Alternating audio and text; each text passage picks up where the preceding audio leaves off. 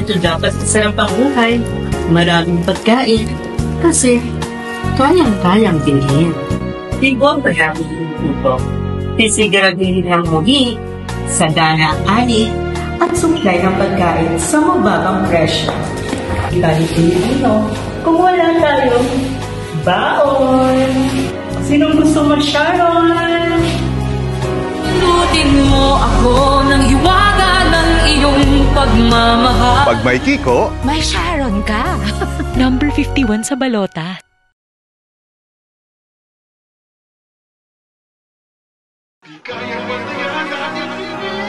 Ganito dapat kasarap ang buhay.